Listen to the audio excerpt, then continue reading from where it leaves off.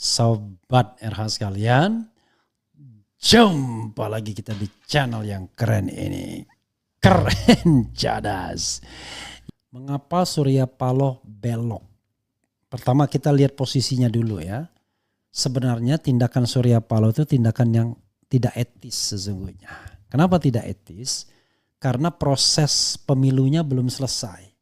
Masih ada komplain di Mahkamah Konstitusi. Ingat Pak Jimli saja mengatakan ya harusnya omong-omong soal koalisi dan lain sebagainya itu kalau memang sudah menang. Tidak ada lagi perkara.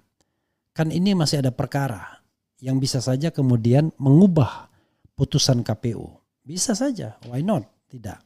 Yang menggugat itu adalah pasangan calon yang diajukan oleh Nasdem sendiri, Anies Mohaimin.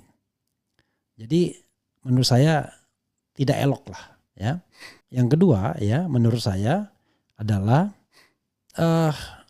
pemilu ini kan ditengarai adanya kecurangan yang luar biasa. Orang sekelas Surya Paloh nggak mungkin nggak paham itu. Soal gentong babi yang dibilang sebabi-babinya ya kan. Kata Effendi Ghazali ya mengenai pork barrel ya. Itu yang ada yang harus dipahami bahwa pendukung Anies Mohaimin menganggap pemilu ini curang. Masa Nasdem tidak tahu? Pasti tahulah. Oke. Itu tidak etis sesungguhnya. Nah, ketika Surya Paloh kemudian menerobos ketidaketikesan ini, tentu orang bertanya-tanya, kok cepat sekali beloknya. Di Indonesia ini ada politisi gaib yang di antara mereka belum tentu kompak.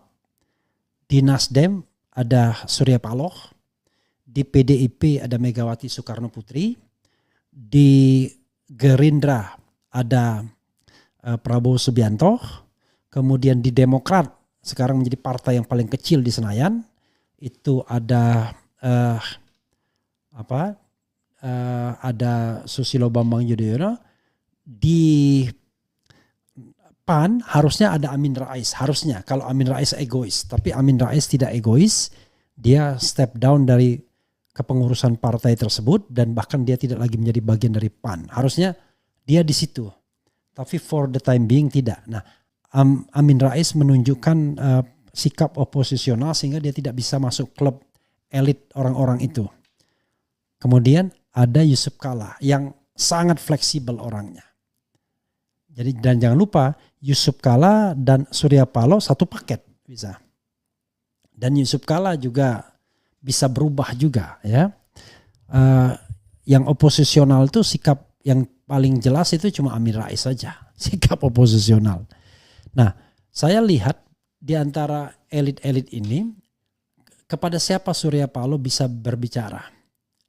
Di antara klub 70-an lah ya, maksudnya usianya di atas 70 semua. Surya Paloh bisa berkomunikasi kepada dua orang, yaitu kepada Yusuf Kalla dan kepada Prabowo Subianto. Komunikasinya ada masalah dengan Megawati sepertinya dan sampai sekarang kan belum ada pertemuan. Dan kelihatan juga ada masalah dengan SBY karena selama ini tidak pernah bertemu juga. SBY hanya mengirimkan AHY pada waktu itu dalam rangka membujuk Surya Paloh agar menjadikan AHY sebagai wakil presiden, tapi Surya Paloh melalui Ahmad Ali mengatakan tidak dan akhirnya calon wakil presidennya adalah Muhaimin Iskandar yang langsung segera diikat begitu Muhaimin mengatakan yes. Jadi dari situ kan kelihatan tuh ada komunikasi yang tidak berjalan. Nah, tentu Surya Paloh menghitung ya, menghitungnya begini. Kalau misalnya yang menang adalah Ganjar, maka sudah pasti dia akan menjadi oposisi karena Megawati tidak akan mengajaknya ke pemerintahan. Theoretically, karena Megawati orangnya kelihatannya kalau dia sudah tidak suka sama orang ya sudah. Maka yang tidak akan diajak Surya Paloh dengan SBY. Tapi JK masih mungkin. Tapi kan JK tidak punya gerbong. Atau kalaupun gerbongnya Golkar Erlangga sudah. Kalau yang berkuasa Anies, wah itu malah dia jadi big boss karena dia partai yang mendorong utama. Nah, tapi kalau Prabowo yang berkuasa dan dia memilih jalan oposisi, secara hubungan personal relationship tidak menguntungkan. Karena dia akan bersama Megawati menjadi oposisi. Mungkin bawah-bawahnya nggak jadi masalah, tapi puncaknya ini belum tentu cocok dia sama Megawati. Tidak bisa seomongan. Karena itu konstelasi politik yang diinginkan Surya Paloh adalah dia bergabung dengan Prabowo, ya kan? Tetapi kemudian dia tidak menjadi oposisi dengan Megawati. Kenapa? Karena Demokrat juga di pemerintahan Demokrat. Jadi kalau misalnya dia menjadi oposisi, dia harus beroposisi bareng dengan Megawati dan itu yang akan sulit baginya. Jadi yang lebih ideal adalah dia pegang satu orang yang bisa diajaknya berkomunikasi, yang berpengaruh, dan itu Presiden Republik Indonesia seandainya memang tidak ada perubahan di Mahkamah Konstitusi. Jadi jelas sekali pada dasarnya. Ini sama dengan orang-orang tertentu yang tidak masalah dengan Prabowo tapi masalahnya dengan Gibran.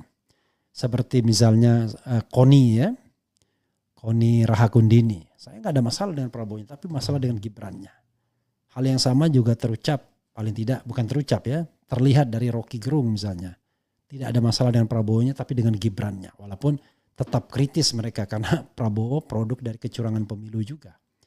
Kecurangan yang didrive oleh istana, ya, driven by Jokowi, tetapi dinikmati oleh Prabowo juga kemenangannya. Jadi sobat era sekalian, dengan melihat konstelasi begitu, ya Prabowo merasa nyaman kalau dia berkomunikasinya dengan Surya Paloh dengan Prabowo, dan jangan lupa dia juga masih merasa nyaman berkomunikasi dengan Jokowi. Jadi bisa jadi dalam konteks ini Surya Paloh itu akan menjadi bridging, jembatan antara Jokowi dan Prabowo. Kenapa? Saya menduga kemesraan antara Prabowo dan Jokowi ya sebentar lagi akan berakhir. Bahkan sebelum pelantikan pun akan berakhir. Karena sekarang ada dua matahari di dalam kabinet. Bisa dibayangkan. Yang berkuasa masih Jokowi, tetapi presiden de facto-nya adalah Prabowo. Bisa dibayangkan kan? Tadi saya lihat ada ya canda-candaan anggota kabinet, tapi di situ nggak ada Prabowo. Karena kalau ada Prabowo, ya mungkin sudah agak berbeda canda-candaannya. Dia tidak bisa lagi ditempatkan hanya sekedar pembantunya Jokowi, tapi sudah presiden terpilih. Mentalnya begitu walaupun masih ada Mahkamah Konstitusi.